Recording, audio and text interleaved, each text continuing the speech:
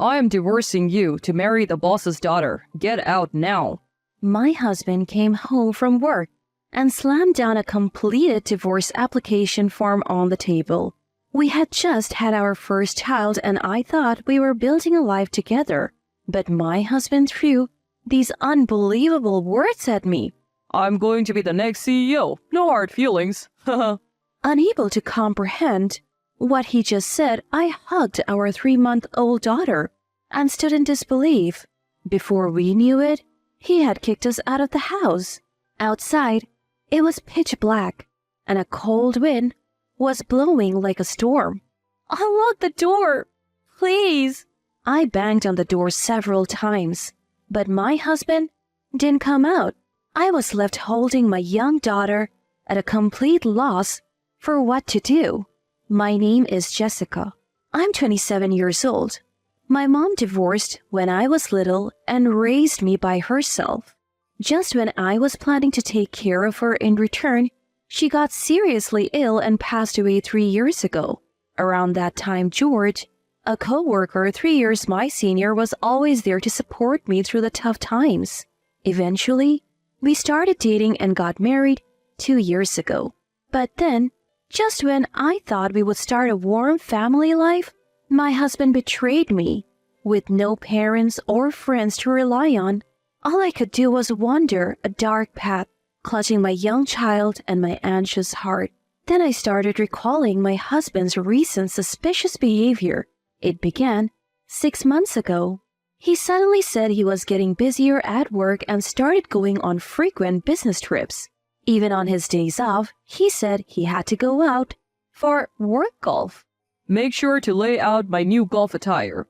Shine my shoes and golf clubs. You're golfing again? Why don't we spend the day off together?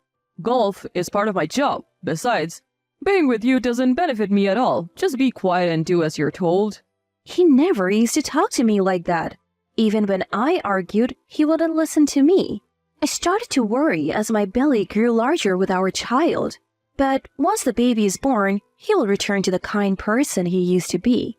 I spend my days dreaming of a bright future for our family of 3 and praying for the growth of our unborn child.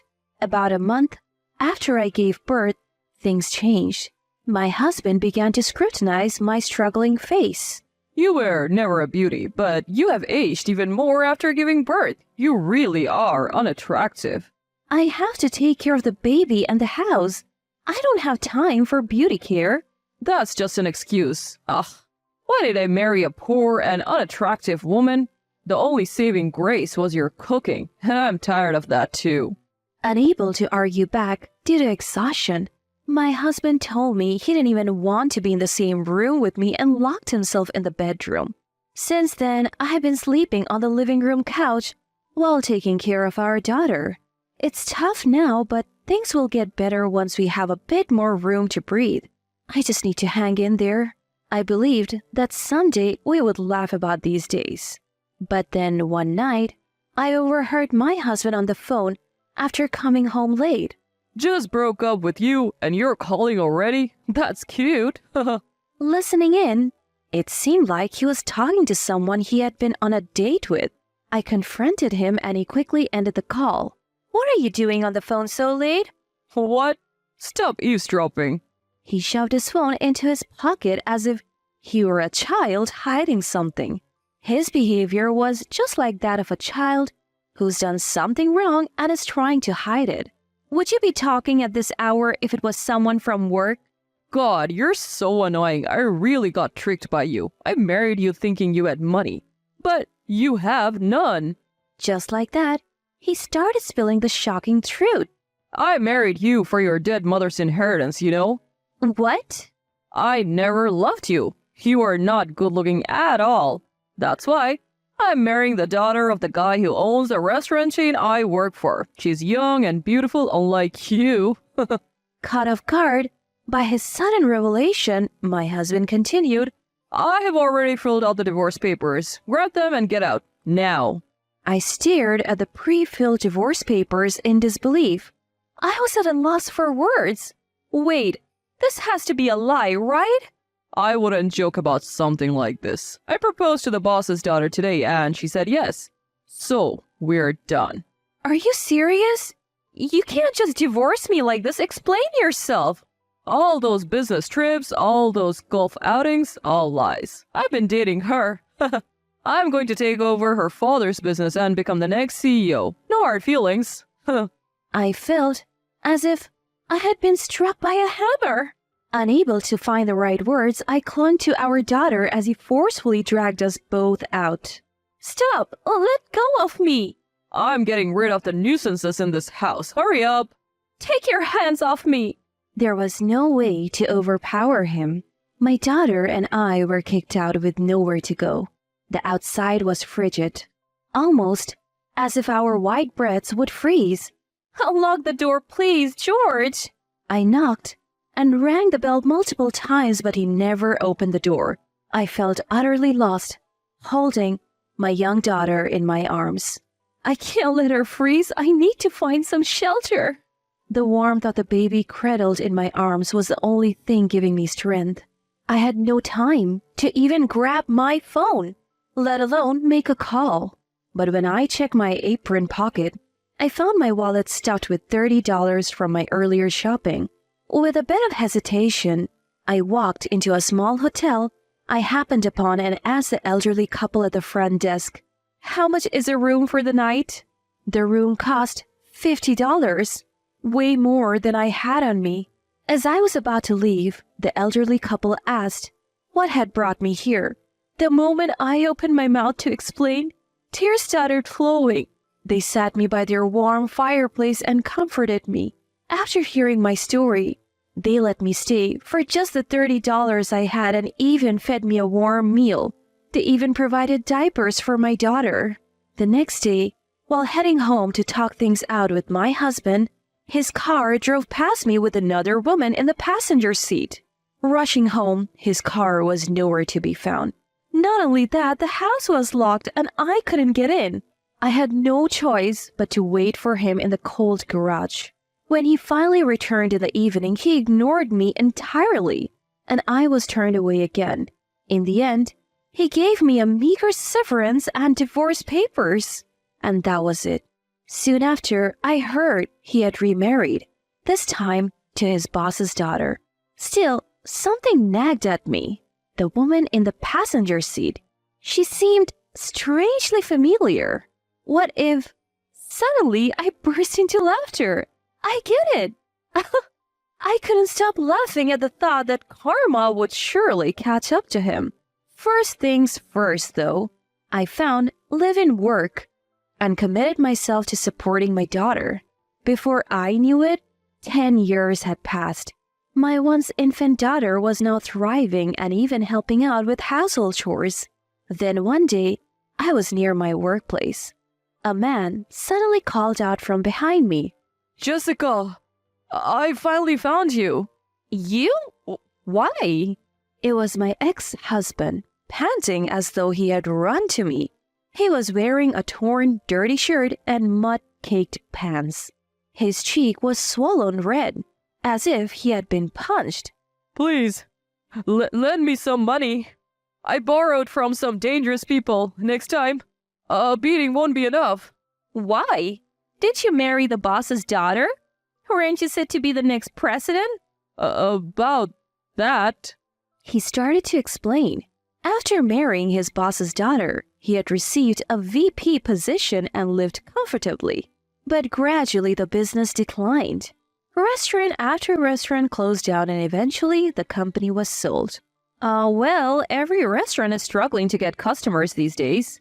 If that chain restaurant hadn't opened up in the neighborhood, we would be just fine. Can you lend me some money?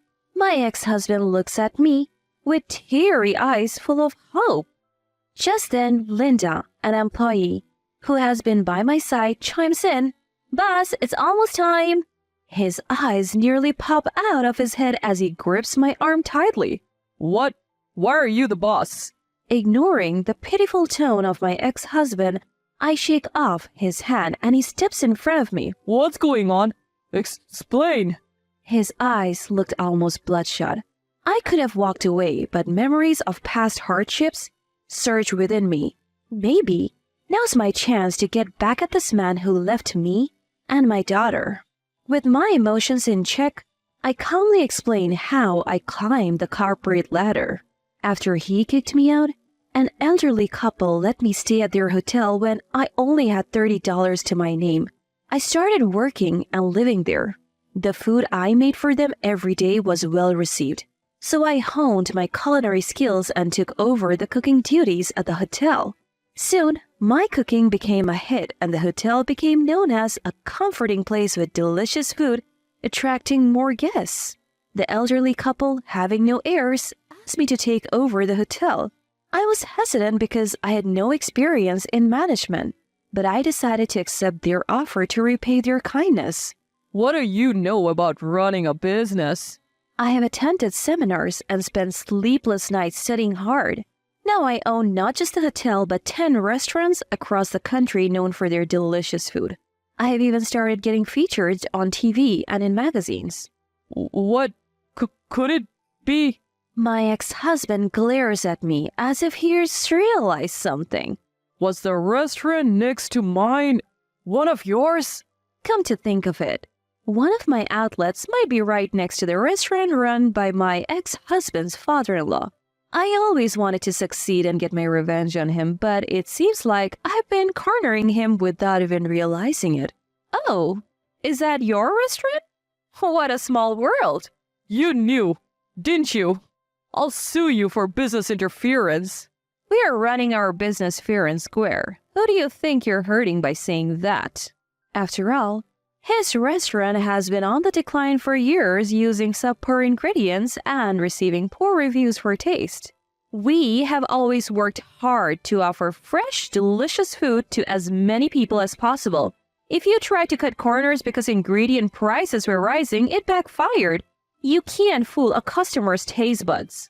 Unable to retort, my ex-husband blocked my way as I was about to leave. Let's forget about the past and move on. I forgive you. Let's get back together. I don't need your forgiveness. How could you say that while you're still married? She's not a wealthy CEO's daughter anymore. I'll divorce her right now. Besides, she's a huge liar. Oh, you mean her good looks are due to plastic surgery? What? How do you know that? She was my classmate. I recognized her when I saw her in his car before. She had changed dramatically since our student days, surprising everyone at our reunion.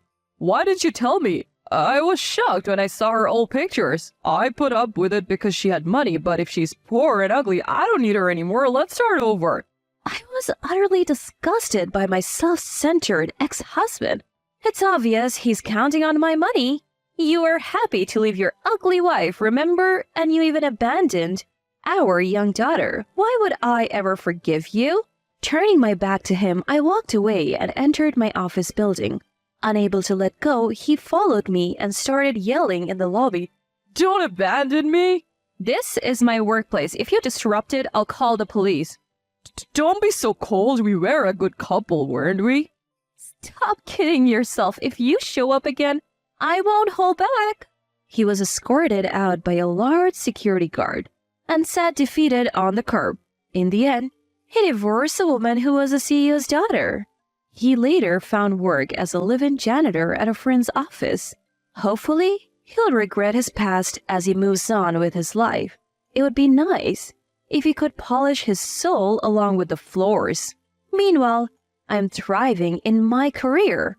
We now even provide childcare facilities at work, offering jobs to single mothers like I was back then. My daughter says she wants to become a businesswoman like me and is currently studying. I am really looking forward to that day.